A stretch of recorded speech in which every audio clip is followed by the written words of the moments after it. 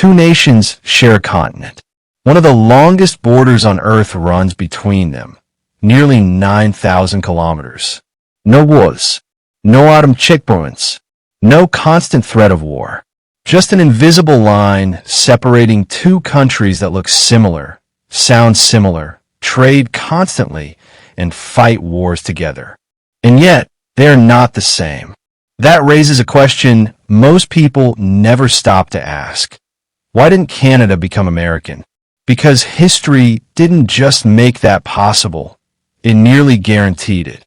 Geography pushed it. Power encouraged it. And at several moments, it almost happened. But it didn't. And that single divergence reshaped North America forever.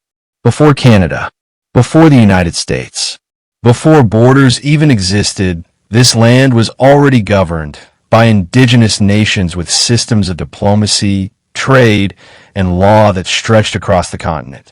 Long before European maps, alliances were negotiated and defended. Everything changed when Europe arrived. France was first to move deep into the continent, building New France along the St. Lawrence River. The French approach was cautious. They traded, formed alliances, and depended heavily on indigenous nations. Quebec became the center of this fragile empire. Britain followed with a different strategy. It didn't just want trade, it wanted control. British settlers arrived in large numbers, bringing families, laws, and permanence. What followed was inevitable. Two empires clashed over land neither fully understood. When Britain defeated France in the 7 Years' War, it inherited Canada, but not stability. The territory was diverse, tense, and expensive to control. That tension might have survived if rebellion hadn't erupted to the south. In the 13 colonies, resentment toward British rule exploded. Taxes were rising. Representation was non-existent. Authority came from a king across the ocean. The revolution that followed would be led by figures like George Washington, but its consequences would shape an entirely different nation. Not everyone supported independence. Tens of thousands remained loyal to King George III. When the United States declared independence, those loyalists became enemies overnight. Their homes were seized, their futures erased, so they fled north. Britain resettled them in its remaining territory, what would later become Canada. These loyalists weren't revolutionaries. They were survivors, and their values shaped the region permanently. Canada did not emerge from rebellion. It emerged from rejection of rebellion. Its identity formed not by overthrowing authority, but by preserving order. The United States, meanwhile, looked north and saw unfinished business. Many Americans believed Canada was temporary, that it would eventually fall into the American orbit. That belief led directly to war. In 1812, the U.S. invaded British North America. The plan was simple: conquer Canada, push Britain out, and expand the Republic. It failed catastrophically. Indigenous leaders like Tecumseh played a decisive role, organizing resistance and defending territory. British forces held the line. Canadian militias fought back. And the war ended with American troops retreating while British forces burned Washington, including the White House itself. Canada had defended itself before it even existed. After the War of 1812, something rare happened in history. Instead of escalating conflict, both sides stepped back. Treaties replaced armies. Diplomacy replaced ambition. The border was drawn, adjusted, and slowly normalized. Over time, it became the longest undefended border in the world.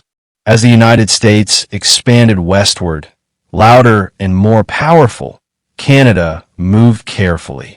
In 1867, it officially became a country, not through revolution but legislation. The architect of that decision was John A. Macdonald, who believed Canada's survival depended on unity and distance. The 20th century would test that strategy. When World War I broke out, Canada entered the war as part of the British Empire. The sacrifice was enormous and transformative. By World War II, Canada chose to fight again, this time as a confident nation. Leaders like Franklin D. Roosevelt and William Lyon Mackenzie King worked closely, shaping a new partnership based on defense, industry, and shared values. But equality was an illusion. America emerged as a superpower. Canada emerged as a middle power with an identity problem. American movies flooded Canadian theaters. American television filled Canadian homes. American corporations reshaped Canadian cities. Canada responded not with rejection, but protection, creating cultural policies designed to preserve its voice. This quiet resistance defined modern Canada more than any battlefield. Trade deals like NAFTA tied the economies together. Defense agreements tied security together. Leaders like Pierre Trudeau openly resisted being absorbed culturally or politically, insisting Canada would remain distinct, even while standing beside the world's most powerful nation. Today, the border still looks peaceful, but the future is uncertain.